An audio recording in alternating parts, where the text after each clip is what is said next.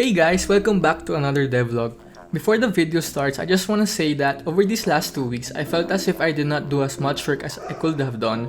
I got busy with school, attended to my mental health, and played a lot of Valorant. With that said, I unfortunately do not think I'll be able to reach my goal of publishing the game on July 21, since it also takes time for Google to review games published there.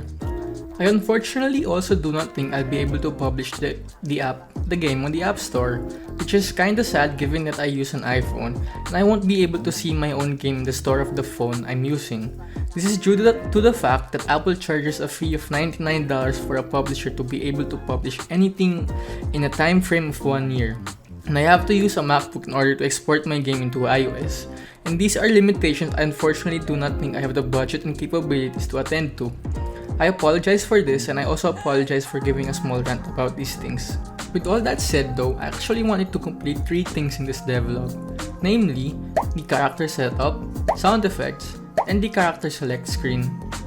I implemented fixtures and changes to the font of the score inside the game. Tyler Green noticed that the outline of the score to the left of the font is missing, and when I noticed it too, I found it really awkward. I also added a continue button when the player loses a game, wherein he has a choice of watching an ad to continue his or her current run. This was a suggestion made by Cameron Wally, which I absolutely loved and went ahead and implemented it. I started working on implementing the characters I got from itch into the game. I don't really know how 3D assets work, and I also don't know the proper way to import 3D models into a game engine, so I had a fairly rough time trying to import it into Godot. I eventually was able to import 7 models to the game though, and was also able to give them their own sets of colors. They were all gray and white at first. These 7 characters are models of a plant, a slime, a tank, a sports car, Nemo, a dolphin, it kinda looks like a shark though, and a dragon. In my opinion, these models are cute, and the creators of these assets did a really good job.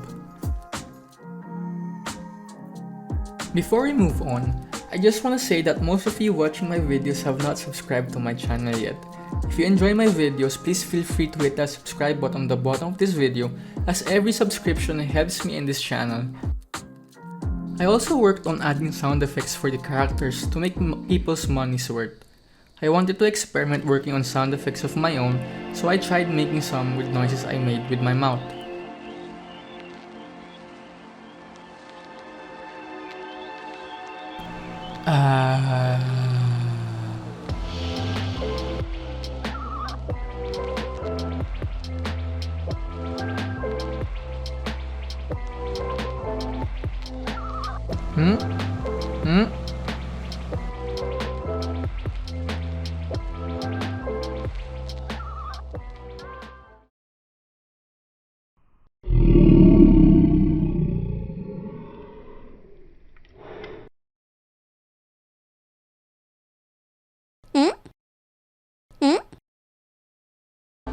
For the other sounds though, I would outsource again and get from other creators as I do not know how to produce the other sounds.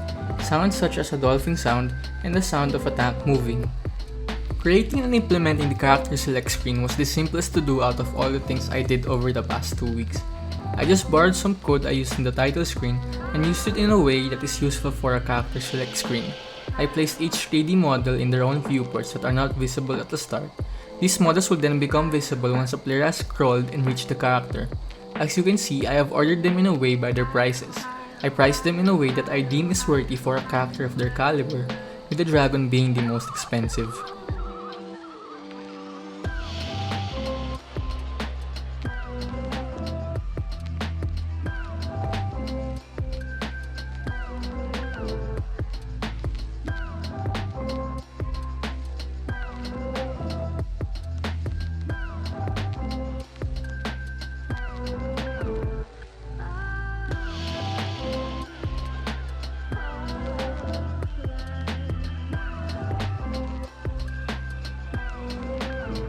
With all this done, Me Up is beginning to look like a fully polished game. All that's left to do is a little bit more polish in the ad mob itself. I would work on creating the scripts for the database of the characters owned by a player, and a database that detects which character is currently being used. This should be very easy considering that the logic of these scripts are similar to the logic I use for the scripts I use for the coin and score system. Moving forward from now on, I feel like I would work on posting a video every 2 weeks. Sometimes maybe once every week, but it really depends on the workload I'll be having for school. If you stuck with me this far, thank you. I hope you enjoyed this week's devlog and I'll catch you all on the next one.